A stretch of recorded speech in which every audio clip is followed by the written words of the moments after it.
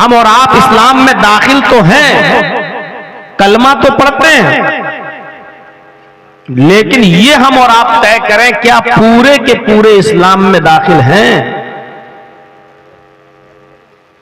क्या जिन चीजों का अल्लाह रब्बुल आलमीन ने करने का हुक्म दिया है और उसके नबी ने, क्या हम उन कामों को कर रहे हैं? नबी अकरम सल्लल्लाहु अलैहि वसल्लम ने जिन कामों से रोका है और अल्लाह ने जिन कामों से रोका है, क्या हम उन कामों से रुक रहे हैं? ये हर मुसलमान को, कलमा तो पढ़ लिया, ला इलाहा इल्लल्लाह। अभी किसी मुसलमान को खड़ा करके कहो इस जलसे में, भाई तुम मुसलमान हो, कलमा सुनाओ, अशहदु अल्ला इलाहा इल्लल्लाह व अशहदु अन्ना मुहम्मदन अब्दुहु व रसूलुहु, या ला इलाहा इल्लल्लाह मुहम्मदुर रसूलुल्लाह, सब पढ़ देंगे। और आदमी ये समझ रहा कि बस ये कलमा हमने पढ़ लिया हम मुसलमान हो। ये तो आपने स्कूल में एडमिशन ले लिया है। जैसे बच्चे की जब फीस जमा हो जाती है और एडमिशन जब उसका हो जाता है तो स्कूल में उसकी एंट्री हो गई, वो शख्स अब स्कूल में जाने के लायक हो गया।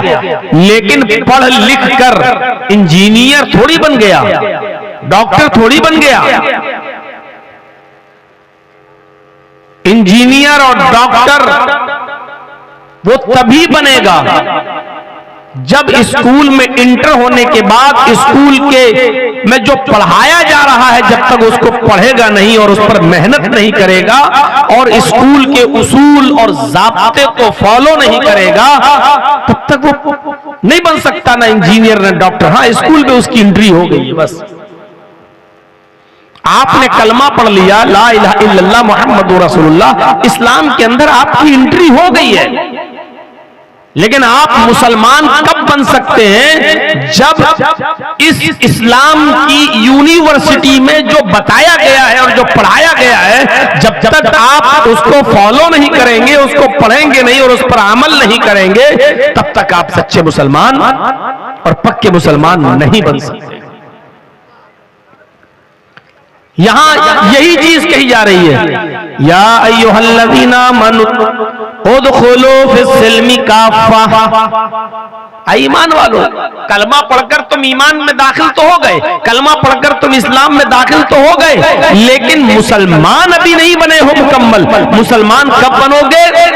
जो चीजें करने की हैं जब तक उनको करोगे नहीं, और जो चीजें छोड़ने की हैं जब तक तुम उनको छोड़ोगे नहीं, तो मुसलमान नहीं बन सकते। वही हमें और आपको गौर करना है। इस्लाम जो सारी दुनिया में सबसे बेहतर और अफजल मजहब, इन्नद्दीना इंदल्लाहिल इस्लाम, अल्लाह की दृष्टि में और अल्लाह की नजर में सबसे प्यारा और सबसे महबूब दीन इस्लाम है। अल-यौम अकमलतु लकुम दीनकुम व अतममतु अलैकुम निअमती व रदीतु लकुमुल इस्लाम दीना। आए मोहम्मद सल्लल्लाहु अलैहि वसल्लम, आज मैंने तुम्हारे लिए तुम्हारे दीन को मुकम्मल कर दिया। अब इस्लाम देखिए क्या है। आए नबी, हमने आज इस्लाम को मुकम्मल कर दिया। वही इस्लाम माना जाएगा जो अल्लाह के रसूल पर मुकम्मल हुआ और अल्लाह के नबी ने हमें दिया। और जो इस्लाम का नाम लेकर नबी के बाद भी जो लोग काम कर रहे हैं और करवा रहे हैं, वो इस्लाम का हिस्सा नहीं हो सकता है। नबी के बाद जो चीजें राइज हुई हैं और जिनको इस्लाम का नाम दिया जा रहा है कि ये करो बड़ा सवाब, ये करो बड़ा सवाब, वो इस्लाम नहीं हो सकता। इस्लाम वही माना जाएगा जो अल्लाह के नबी जनाब मुहम्मद रसूलुल्लाह सल्लल्लाहु अलैहि वसल्लम ने दिया है। अल-यौम अकमलतु लकुम दीनकुम व अतममतु अलैकुम निअमती, आज मैंने तुम्हारे लिए तुम्हारे दीन को मुकम्मल कर दिया है। वो अतममतु अलैकुम निअमती, और अपनी नेमतों का इत्माम कर दिया है, अपनी नेमतें पूरी कर दी हैं। जो हलाल होने की थी वो हलाल हो चुकी हैं, जिनको हराम करना था वो हराम हो चुकी हैं। अब इसमें कमी और बेशी नहीं की जा सकती है। जो जैसा था वैसा कर दिया गया, अब उसमें ना इजाफा होगा, ना कमी होगी, ना ज्यादती होगी। वरज़ीतु लकुमुल इस्लाम दीना, और अब मैं तुम्हारे इस दीन इस्लाम से राजी और खुश हो गया। अल्लाह उसी इस्लाम से राजी और खुश है। ये जो लोग बचते हटते जा रहे हैं बच्चे, यहाँ एक एक करके आदमी बैठता जाए, आप लोग जाते जाइए। जब हटना ही था तो बीच में घुसना नहीं चाहिए था, बस शक्ल देखने आए थे, फोटो खींचे और चल दिए।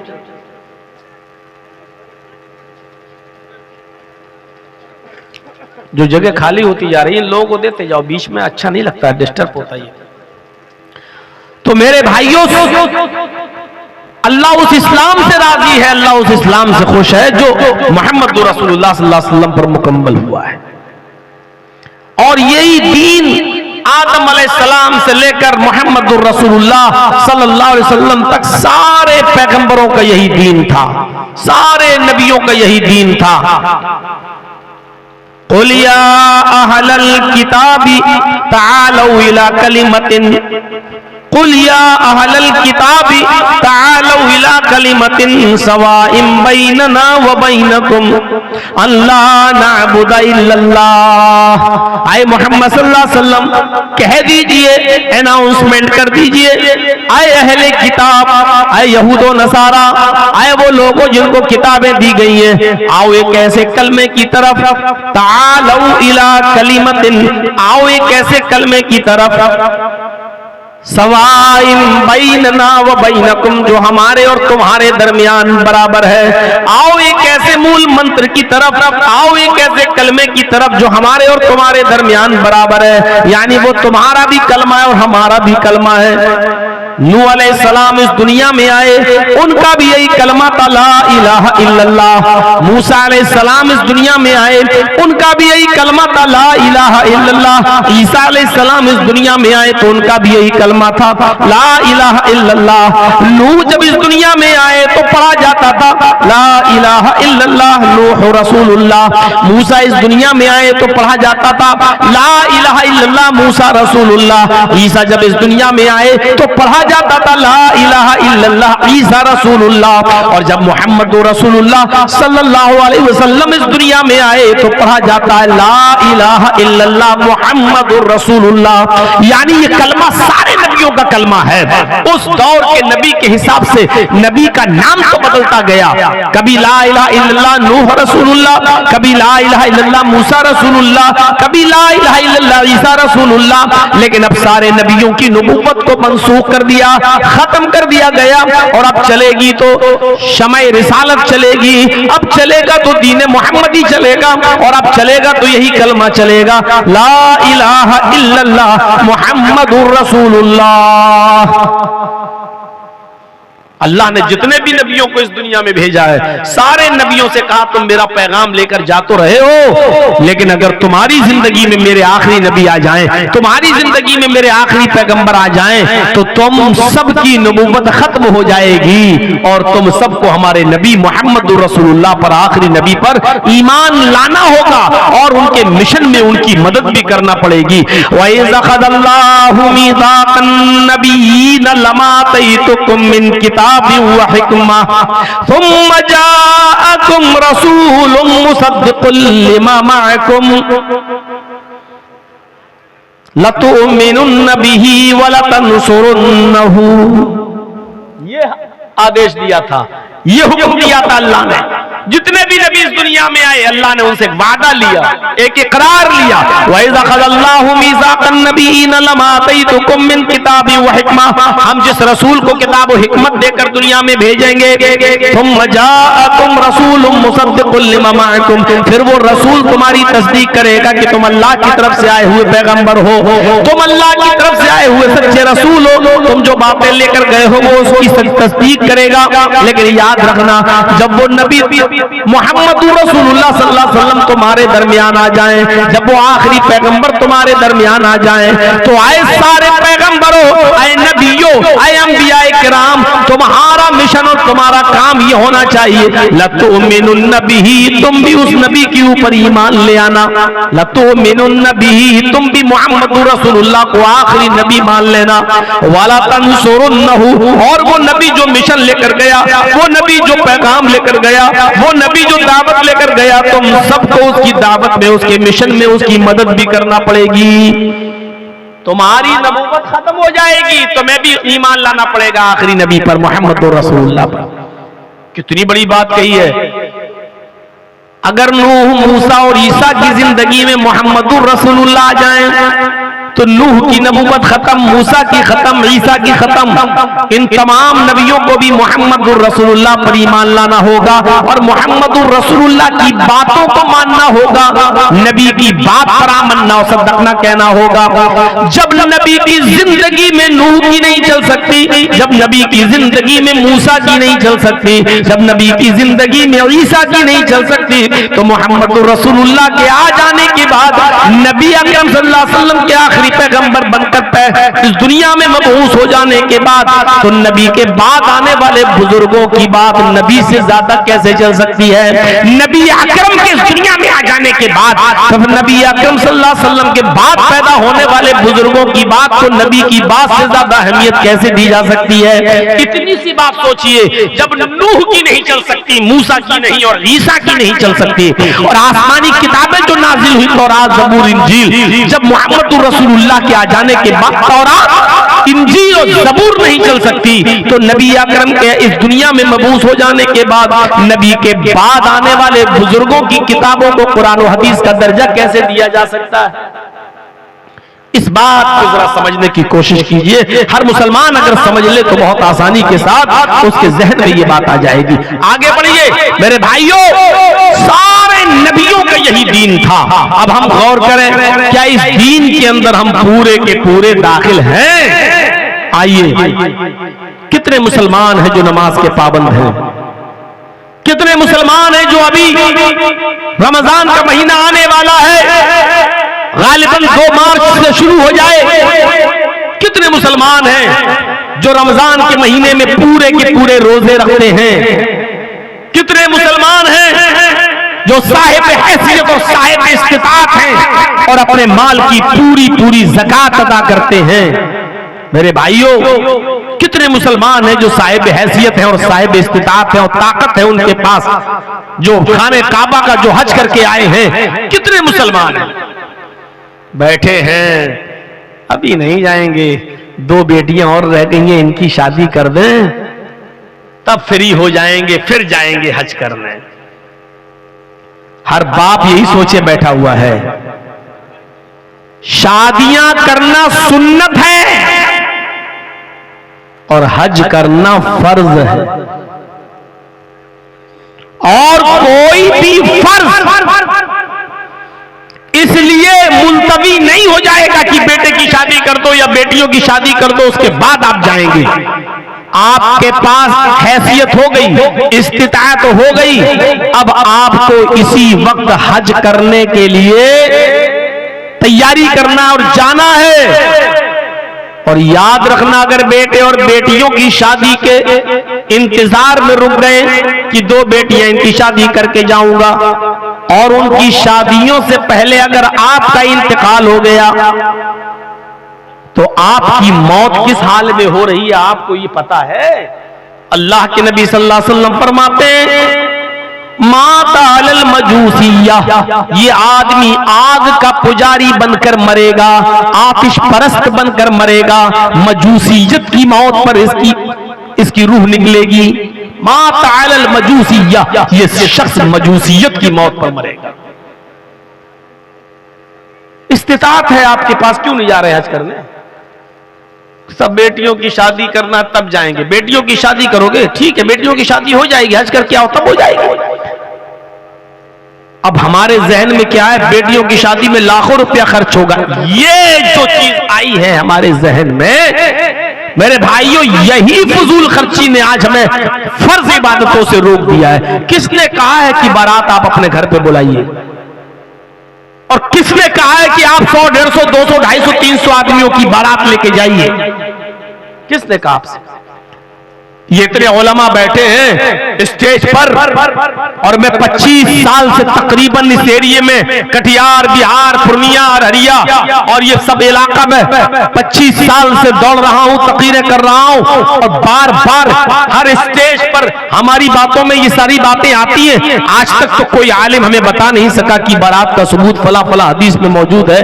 कहां लिखा है कि लड़की वाला भी बारातियों को अच्छा से अच्छा खाना खिलाए और अच्छे से अच्छा पिलाए और अच्छे से अच्छा उनकी मेहमान नवाजी करे?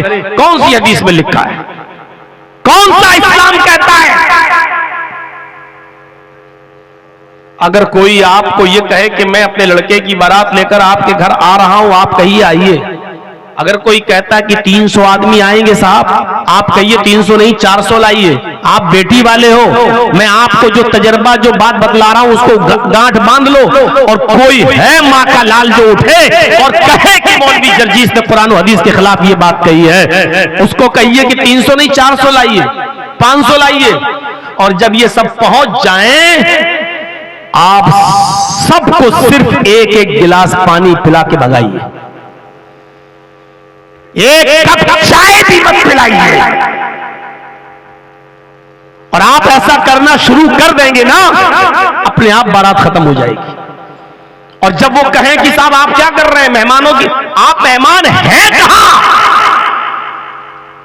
आप तो मेरी बेटी के साथ निकाह करने के लिए अपने बेटे को लेकर आए हो और साथ में इतने लोग भी लेकर आए हो। मुझे ये दिखा दो कि अल्लाह के रसूल ने कभी कहा है कि इन बारातियों को चाय खिलाओ, खजूर खिलाओ, पानी पिलाओ और इनको खाना खिलाओ, मीट खिलाओ, बकरा खिलाओ, मुर्गा खिलाओ और अच्छी से अच्छी मेहमान नवाजी करो। आप हमें दिखा दीजिए, हम करने के लिए तैयार हैं। मेरे प्यारे साथियों, आप एक एक गिलास पानी पिलाइए, वो भी बिजलरी नहीं, चापाकल का जो आप पीते हो, उसी हैंड पाइप का जिसका आप पीते हो। और कहो ठीक है आप निकाह करिए और ले जाइए हमारी बेटी को, हो गया। 500 नहीं 1000 आदमी को बुलाइए। आप लड़की वाले के घर जाकर 400-500 आदमी बैठकर बोझ बनोगे? वो आदमी कर्ज लेकर बेचारा आपको खिलाएगा पिलाएगा और आपके पेट को ठूसेगा, भरो लो। उस आदमी के ऊपर आप मुसीबत बनेंगे जो अपनी बेटी भी आपको दे रहा है। हम आप गौर करें कि कितने % मुसलमान हैं, हमारा दिल अंदर से गवाही देगा। खोलिए अपने गरीबान के बटन और दिल से पूछिए हम मुसलमान हैं। जब आपका दिल कह दे कि हाँ, तो उससे पूछिए हम कितने % मुसलमान हैं, आपका दिल अंदर से गवाही देगा। बहुत बड़ा काम कर रहे हैं आप माशाअल्लाह। एक मस्जिद की तामीर, एक मस्जिद की तौसी, बढ़ चढ़ के हिस्सा लिया है। लेकिन याद रखिए मस्जिद तो बन जाएगी, आप थोड़ी बनाएंगे। जिसके नाम पर बन रही है, अल्लाह का घर है, वो इंतजाम कर देगा। आपको मस्जिद बनाने की फिक्र होनी चाहिए, लेकिन उससे ज्यादा फिक्र ये होनी चाहिए कि मस्जिद तो आलीशान बन जाएगी, मस्जिद में तो एसी लग जाएगा, लेकिन इस मस्जिद में नमाज पढ़ने वालों की मिकदार कितनी रहेगी, इस बात की फिक्र होनी चाहिए।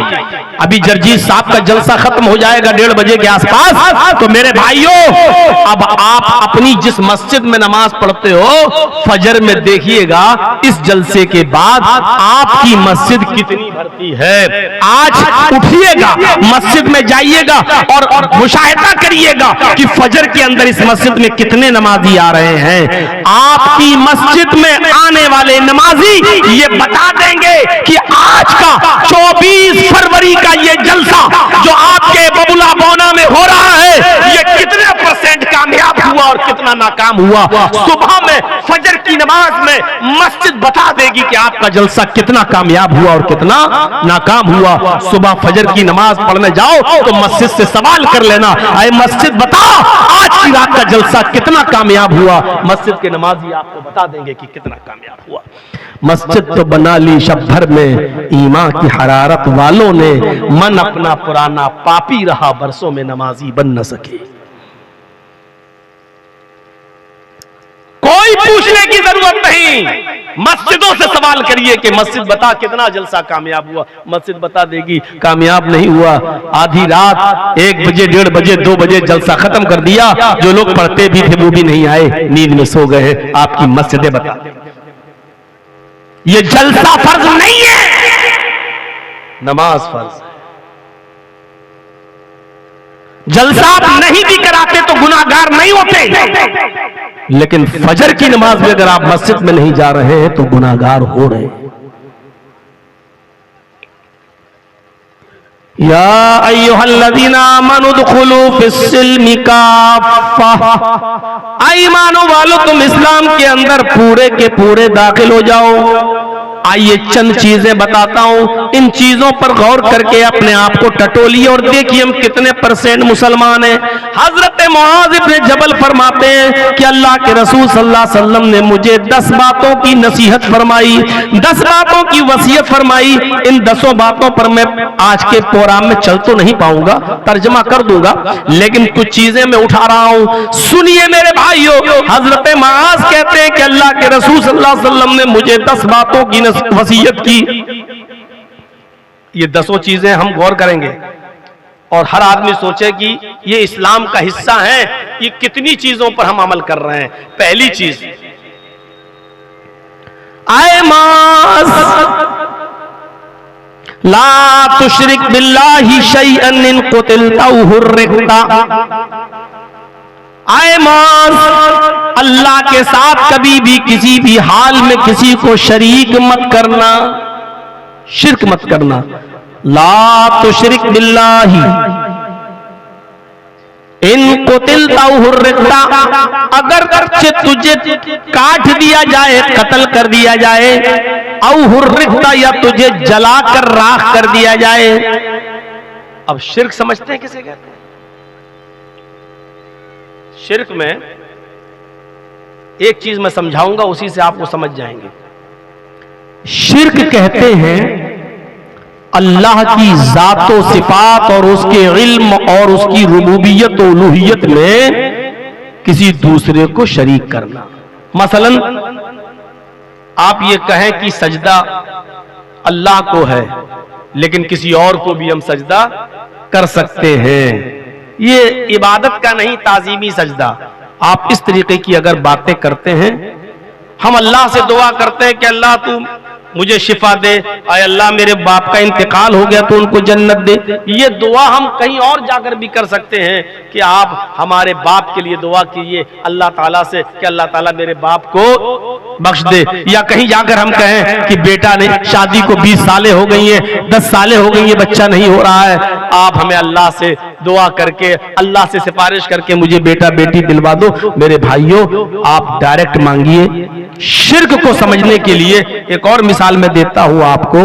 एक चीज होती है कुफ्र और एक चीज होती है शिर्क। इंतहाई मजबूरी में जहां आपकी जान को खतरा है और कोई आपसे कुफ्र करा रहा है, वहां अपनी जान को बचाने के लिए कुफ्र करना जायज हो जाता है, लेकिन शिर्क करना उधर भी जायज नहीं है। मसलन कोई शख्स आपको पकड़ ले, चाकू निकाल ले, पिस्टल निकाल ले, खंजर निकाल ले और 4-5 लोग आपको पकड़ लें और पकड़ कर कहेंगे किसको मानता है? आप कहो अल्लाह को, और वो मारे थप्पड़, अल्लाह का इनकार कर, अल्लाह का इनकार कर, अल्लाह का इनकार कर। और ऐसी सूरत में आपकी जान जाने वाली हो और आप जानते हो कि जब तक अल्लाह का इनकार नहीं करेंगे ये आदमी मुझे छोड़ेंगे नहीं, मार डालेंगे। ऐसी सूरत में, ऐसी शक्ल में आप अल्लाह का इनकार कर सकते हैं और अपनी जान बचा सकते हैं, जायज। हाँ ठीक है, हाँ ठीक है, अल्लाह नहीं है, हाँ ठीक है, ठीक है, जान बचाने के लिए। लेकिन वो भी जबान से कह सकते हो, दिल में आपको यही रखना पड़ेगा, नहीं हम बस जान बच जाए, हम तो अल्लाह को मानते ही हैं, अल्लाह पर तो हमारा ईमान है ही। सिर्फ अपनी जबान से उनके सामने ये जुमला कह दो कि ठीक है मैं अल्लाह का इनकार करता हूं, मुझे छोड़ दो, आपकी जान बच गई। घर आइए, फिर से कहिए कि अल्लाह मैंने, तू मेरे दिल का हाल जानता है, मैंने दिल से तेरा इनकार नहीं किया था, जायज। ये सब मोबाइल छीनो तो इनके, मोबाइल छीन के दूसरे लोगों जो पीछे खड़े उनको भी डिस्टर्ब करते हैं। क्या करोगे? मौलाना जर्जी साहब की फोटो लेके जन्नती हो जाओगे क्या? एक तो खड़े हैं, दूसरा फोटो और कैमरा। चाहे तो इधर भी बैठ सकते हैं ये लोग।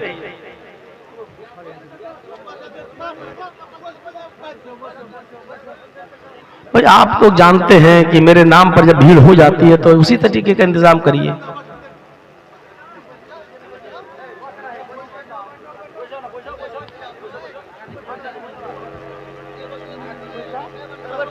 अब आइए इधर तवज्जो दीजिए, नहीं सुनेंगे भी नहीं और सुनने भी नहीं देंगे। तो अल्लाह का इधर देखिए, अल्लाह का इनकार करने से जान बच रही है तो बचा लीजिए। अब आइए दूसरी मिसाल पर, शिर्क क्या होता है?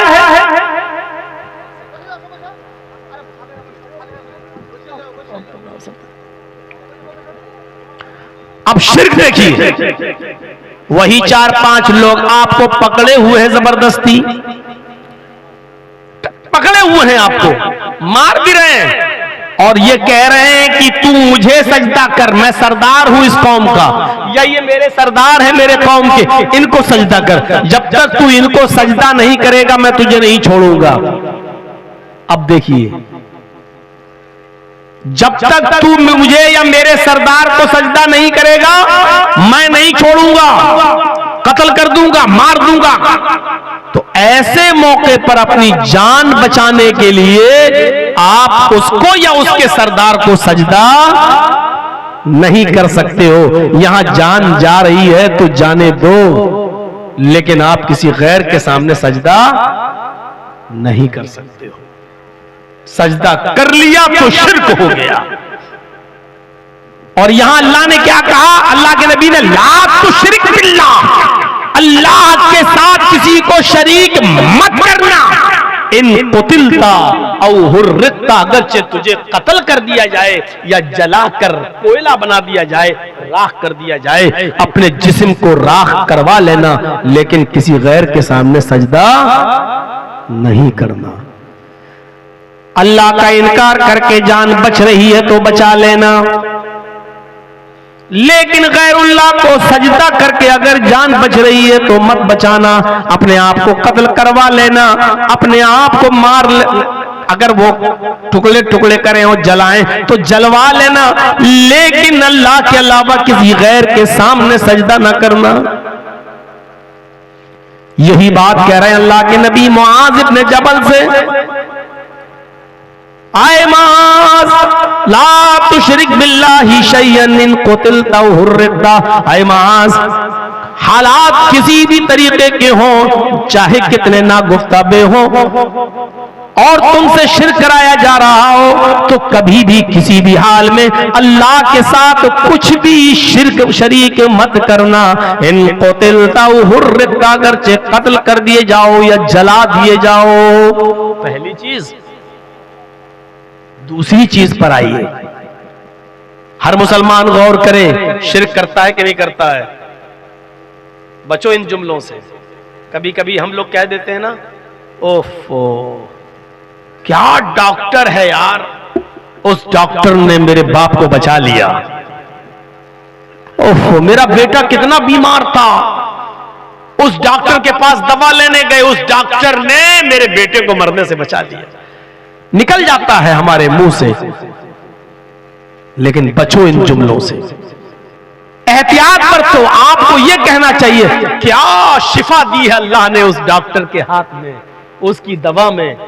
एक खुराक कोई खाता है, अल्लाह उस डॉक्टर की दवा से शिफा दे देता है। अल्लाह ने उस डॉक्टर की दवा में ऐसी शिफा दी कि मेरे बाप बच गए, मेरा बेटा बच गया। ये जुमले बोलिए। जहां आपने ये बोल दिया क्या डॉक्टर है यार, उसने तो ऐसी दवा दी मेरे बाप को मरने से बचा लिया, मेरे बेटे को मरने से बचा लिया। अरे मेरे बेटा तो आखिरी सांसें ले रहा था, डॉक्टर क्या डॉक्टर है, उसने बचा लिया। कितना बड़ा गुनाह कर रहे हैं, अगरचे हमारे दिल में नहीं है, लेकिन शिर्क चींटी की चाल से ज्यादा बारीक है। हमारे घर में कुत्ता पला हुआ है, एक मिसाल दे रहा हूं, रात भर निगरानी करता है। चोर घुसने वाले थे, हमारे घर में डाका डालने वाले थे, कुत्ते ने भौंकना शुरू कर दिया, चोर भाग गए। आपने सुबह उठकर कह दिया ओफो, अगर घर में कुत्ता नहीं होता तो चोरी हो जाती।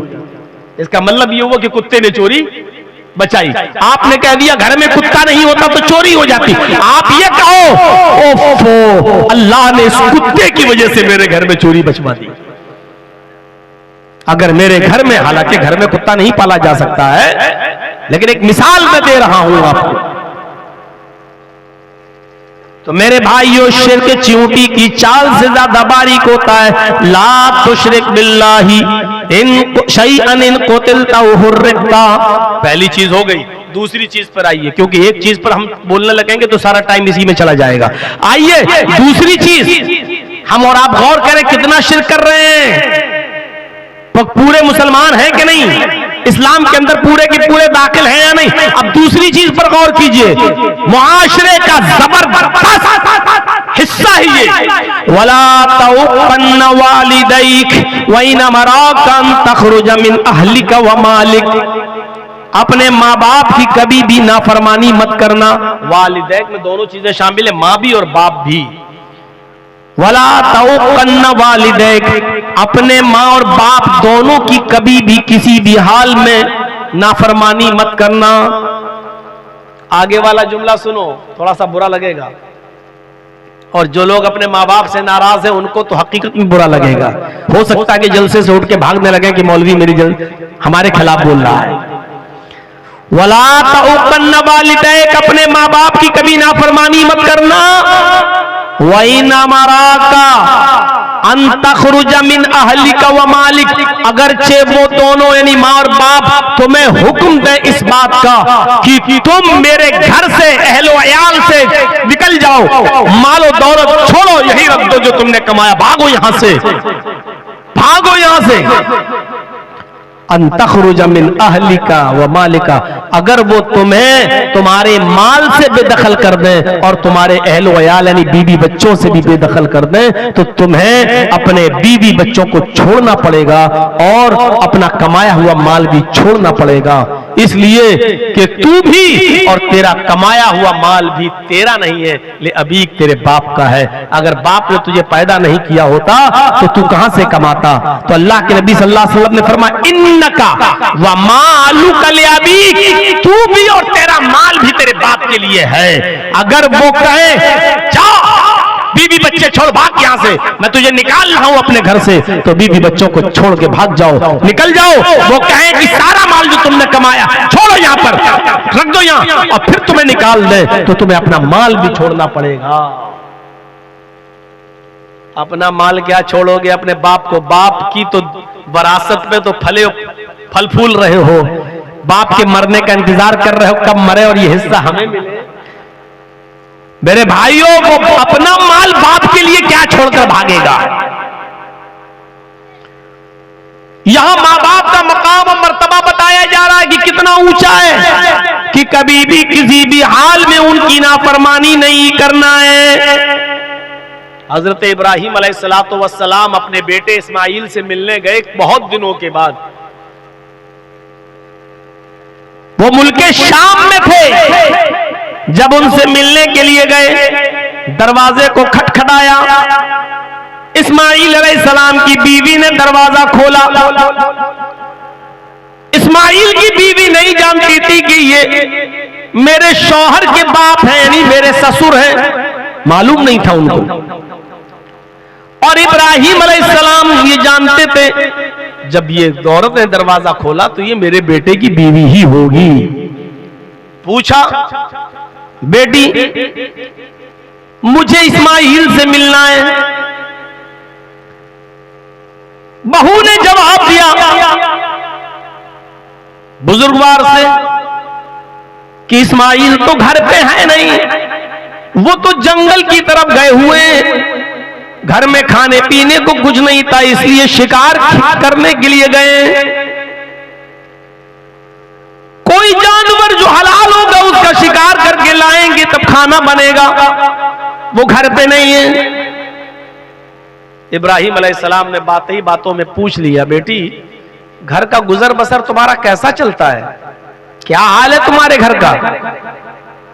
कहने लगी बहुत बुरा, इंतहाई गरीबी में मेरी जिंदगी गुजर रही है। सुबह अगर खाने को मिल जाता है तो शाम को भूखी सोती हूं, और शाम को अगर खाने को मिल जाए तो दूसरे दिन सुबह भूखा उठना पड़ता है, और फिर खाने को कुछ नहीं, बहुत तंगी है, बहुत परेशानियों में हमारी जिंदगी गुजर रही है। इब्राहिम अलैहिस्सलातु वस्सलाम ने कहा ठीक है बेटी, अब मैं तो जा रहा हूं, आया तो था तुम्हारे शौहर से मिलने, लेकिन तुम्हारे शौहर तो मिले नहीं, अब मैं जा रहा हूं। जब तुम्हारे शौहर घर पे आ जाएं, ये नहीं कह रहे हैं कि मैं यानी मेरा तुम्हारा शौहर या मेरा बेटा घर पे आ जाए, ये नहीं कह रहे, बल्कि क्या कह रहे हैं, जब तुम्हारा शौहर घर पे आ जाए तो उससे कहना कि एक बूढ़ा आदमी आया था, एक बुजुर्ग आदमी आया था, वो तुम्हें सलाम कहकर गया है, और उसने ये भी मशवरा दिया है तुम्हारे घर की चौखट ठीक नहीं है, अपने घर की चौखट बदल दो। औरत कहती है कि पागल हो गया ये बुढ़ा, सटिया गया, घर की चौखट तो ठीक है, गर्मियों में हवा आती है, सर्दियों में धूप आती है, मैं अपनी चौखट घर की क्यों बदलूं, और ये बुढ़ा होता कौन है मशवरा देने वाला।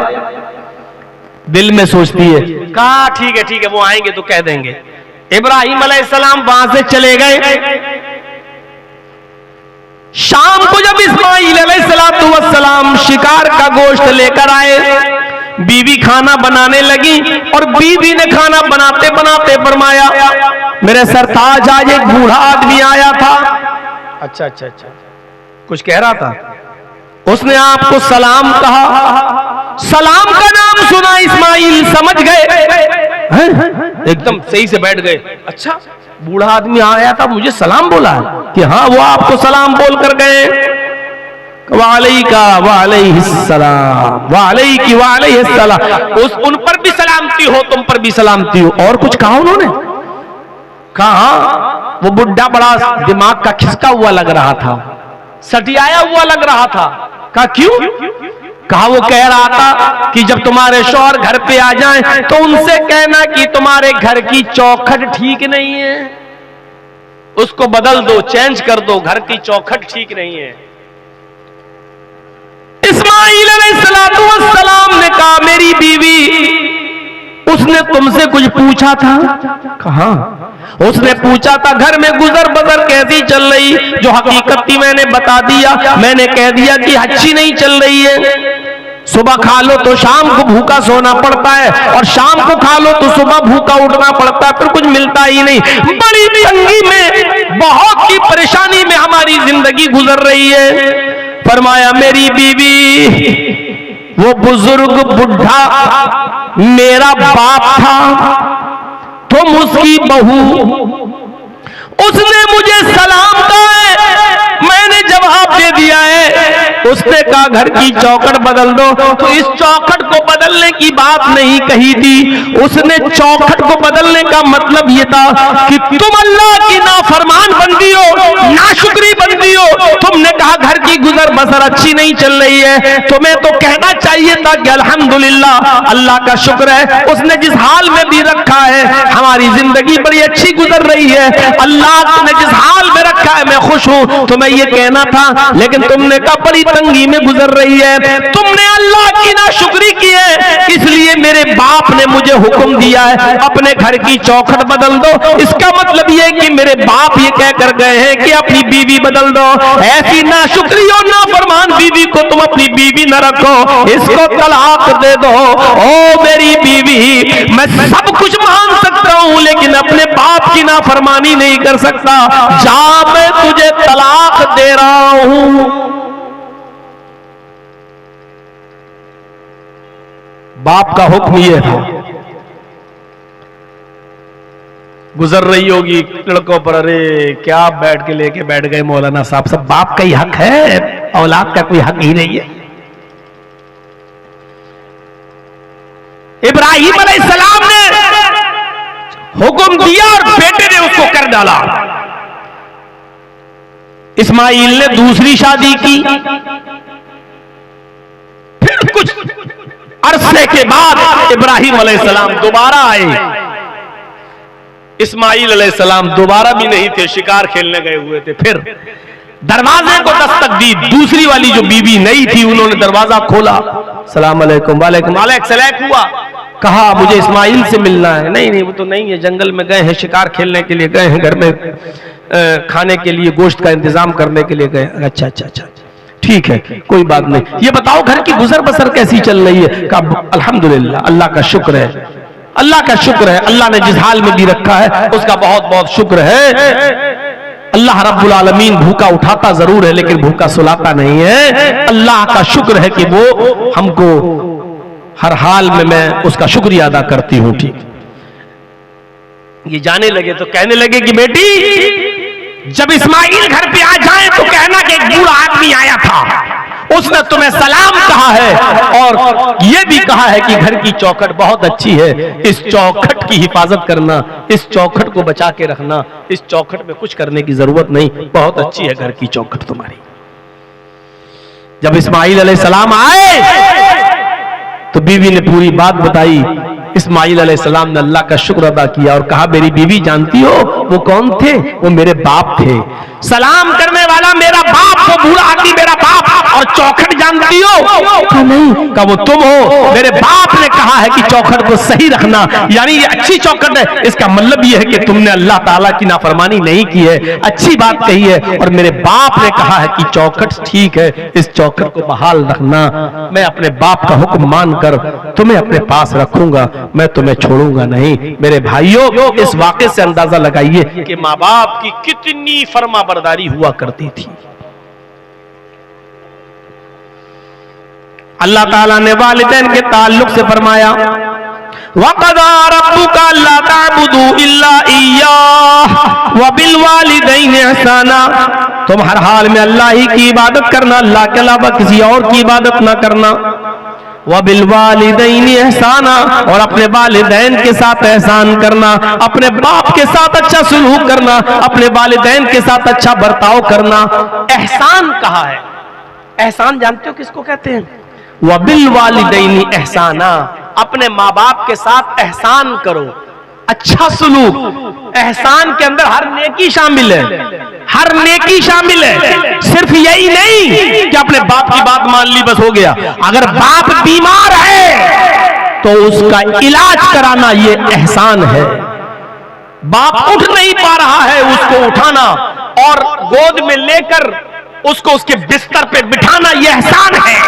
बाप बिस्तर पे लेटा हुआ है, कह रहा बेटे मुझे दरवाजे के बाहर कुर्सी लगाकर बिठा दो, थोड़ी देर में बाहर की हवा खाना चाहता हूं, और वो उठ नहीं पाता है। तो बाप के लिए वो कुर्सी दरवाजे के बाहर रखना और अपने बाप को अपनी कमर पे लाद के ले जाकर उस कुर्सी पर बिठा देना, ये नेकी में, एहसान में शामिल है। जरा गौर करो कि एक सहाबी अपनी माँ को जो अंधी थी और हाथों से कोड़ी थी और पैरों से लंगड़ी थी, दांत नहीं थे मुंह में, उसने कहा मैं उम्रा करना चाहती हूं, तवाफ करना चाहती हूं खाने काबा का। उसका बेटा उसको खाने काबा की तरफ ले गया। अब लंगड़ी थी तो बेचारी चल नहीं सकती थी, अंधी थी, देख नहीं सकती थी, इसलिए बेटे ने उसको अपने कांधों पर लाद लिया, अपने कांधों पर सवार कर लिया, अपनी गोद में उसको उठा लिया और पीठ पर सवार कर लिया। और उसके बाद बेटा अपनी माँ को तवाफ कराने लगा। पांचवा या छठा चक्कर था कि उनकी मुठभेड़ हजरत उमर फारूक रज़ियल्लाहु ताला अन्हु से हो गई। हजरत उमर फारूक से अलैहिस्सलाम हुई, अस्सलाम वालेकुम, वालेकुम अस्सलाम। ये सहाबी हजरत उमर से कहने लगे अमीरुल मोमिनीन ये मेरी माँ है।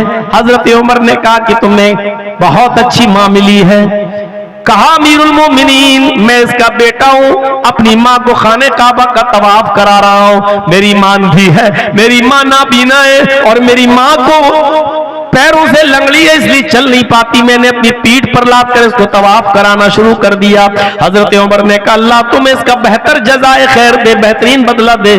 उस शख्स ने कहा अमीरुल मोमिनीन मैं अपनी माँ को अपने हाथ से खिलाता हूँ, अपने हाथ से खाना बनाकर तैयार करता हूँ, अपने माँ के कपड़े में अपने हाथ से धुलता हूँ, अपने माँ की गंदगी को लैट्रिन और पेशाब पायखाने को भी मैं साफ करता हूँ। मेरी माँ ने तवाफ करने की ख्वाहिश की तो मैं उसको लाया और मैं अपनी पीठ पर लाद कर अपनी माँ को तवाफ करा रहा हूँ। क्या मैंने अपनी माँ का हक अदा कर दिया? जो कुरान और हदीस में माँ का हक बताया गया है, क्या मैंने अपनी माँ का हक अदा कर दिया? हजरत उमर फारूक ने हंसते हुए फरमाया, तुम हक की बात कहते हो कि तुमने अपनी माँ का हक अदा कर दिया? अरे सुनो, जब तुम्हारी माँ तुम्हें पैदा कर रही थी, जब तुम्हें जन रही थी, जब तुम उसके पेट से बाहर आ रहे थे, जब तुम्हारी माँ तुम्हें पैदा कर रही थी और दर्द की वजह से जब वो कराह रही थी, दर्द की वजह से जब वो रो रही थी और उसकी आवाज आह करके निकल रही थी, जब तुम अपने माँ के बदन से बाहर आ रहे थे और वो दर्द से कराह रही थी, चीख रही थी, वो चिल्ला रही थी, उसके मुंह से जो आह निकली थी, पहली आह, पहली चीख जो उसके मुंह से निकली, अभी तो तूने उस पहली आह का भी हक अदा नहीं किया। तू अपनी माँ की पूरी जिंदगी का हक अदा क्या करेगा? तूने तो अभी अपनी माँ की पहली आह का भी हक अदा नहीं किया।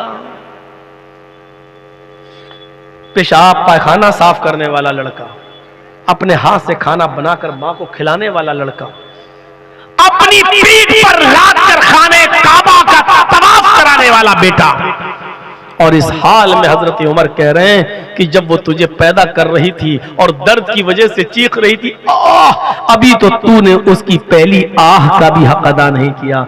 नौजवानों, जरा सोचो, माँ और बाप का दर्जा कितना बड़ा है, उसका मकाम कितना बड़ा है। हम इस्लाम में पूरे के पूरे दाखिल हैं। क्या हम अपने माँ बाप की ऐसी खिदमत करते हैं?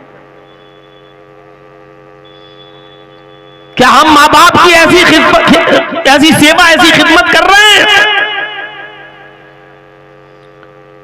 ऐसी औलाद, तारीख के औराक पढ़िए तो ऐसी औलाद गुजरेगी कि बाप भी जेल में और बेटा भी जेल में। बाप की उम्र 90 साल और बेटे की उम्र 50 साल। बाप भी जेल में और बेटा भी जेल में, लेकिन दोनों पक्के नमाजी।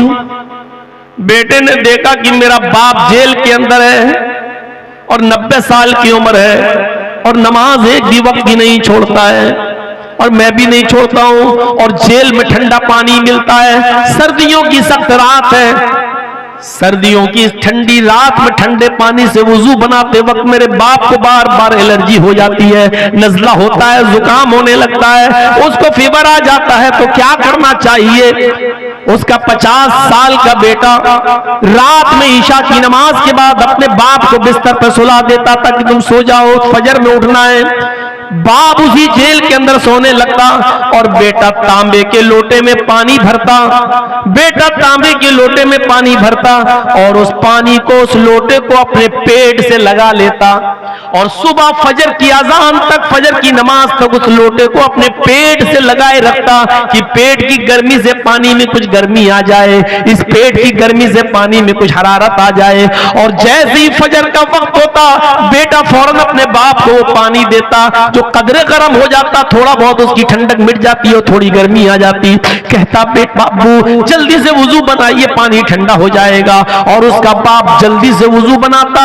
मेरे प्यारे साथियों, ये वाकया कई चीजों की तरफ इशारा कर रहा है। पहला इशारा तो ये करता है कि 90 साल के बावजूद बाप फजर तक की नमाज कज़ा नहीं कर रहा है, जेल की सलाखों में होने के बावजूद बाप नमाज का आदी है और बेटा पूरी रात लोटे को अपने पेट से लगाकर पानी को गर्म कर रहा है कि पेट की गर्मी से पानी कुछ गर्म हो जाए।